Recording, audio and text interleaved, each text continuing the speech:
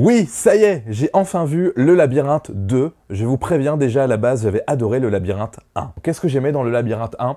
Ce côté film d'enfermement façon Cube ou Cube Zéro, mais avec le côté sympa et fun du film pour adolescents.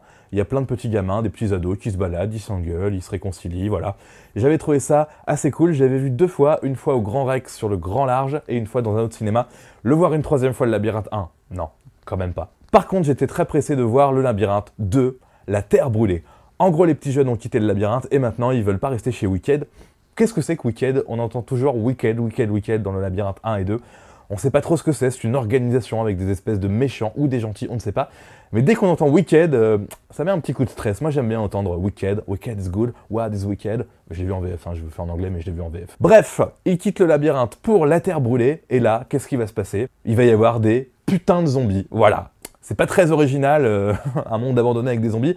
Mais moi j'adore les zombies, j'adore 28 jours plus tard, j'adore World War Z, j'adore Je suis une légende, j'aime beaucoup le Resident Evil aussi, ou le deuxième je crois, où Mila Jovovich elle est dans la ville et il y a plein de zombies. Les zombies c'est comme d'hab, c'est des mecs qui sont morts mais qui sont vivants et qui sont physiquement vachement bons, c'est-à-dire que quand vous avez un zombie derrière pour le semer, faut tracer, le zombie court plus vite, le zombie est plus fort, le zombie vous mord, et comme dans tous les films de zombies, et ben ouais, si le zombie vous mord, vous aussi vous devenez zombie. Ça, c'est pas très original, mais en même temps, tous les petits jeunes du Labyrinthe 2, ils ont déjà dû voir des films de zombies parce qu'ils savent déjà que si on se fait mordre, on devient zombie. C'est pour ça qu'il y en a un qui se fait mordre, il dit non les gars, hop, laissez-moi mourir. Et il lui donne un flingue, il se suicide. Là, je vous spoil un peu, mais c'est pas très important. A noter que tout ce qui est bâtiment abandonné dans la terre brûlée, techniquement, c'est super bien fait, on s'y croit vraiment. Là, il y a un vrai travail d'effets spéciaux qui a été très bien foutu. On est un petit peu dans le désert, on a des bâtiments. Je crois que c'est New York, qui est une sorte de pont de Brooklyn abandonné, et ça tient la route. Le film est assez plaisant jusqu'à un moment où on commence à se faire grave chier. C'est-à-dire que quand on est dans la terre brûlée au début, c'est cool, on voit des bâtiments, on voit des zombies, on voit un petit peu de désert. Après, ils vont dans une sorte de grand bâtiment où il y a des résistants, ils pensent que c'est la résistance, et non, ce n'est pas la résistance. Là, ils arrivent dans le bâtiment et ils vont voir évidemment le chef. Le chef est de dos, il a les cheveux frisés, grisonnants, et là on se dit « Oh putain, oui, ça va être Morgan Freeman ». Non, non, quand même pas. Morgan Freeman peut jouer dans n'importe quel film pour un peu d'argent, mais quand même pas dans le Labyrinthe 2, c'est un mec qui est inconnu, qui lui, va les emmener chez les vrais résistants qui sont un peu plus loin dans les montagnes. C'est à partir de là vraiment où on commence à bien se faire chier, ça commence à être trop long.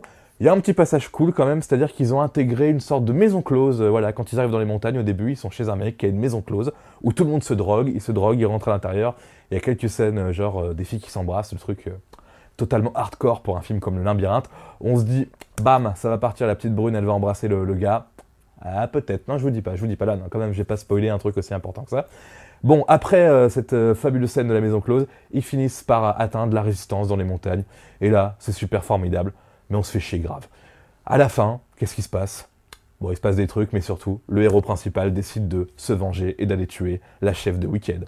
Et donc, il y aura un numéro 3. J'irai le voir, même si je me suis fait chier sur la fin, c'est assez long, ça fait dans les 2 heures. J'irai voir quand même le Labyrinthe 3, histoire de voir qu'est-ce que c'est, Wicked. Voilà, film sympa, sans plus, on se fait un peu chier.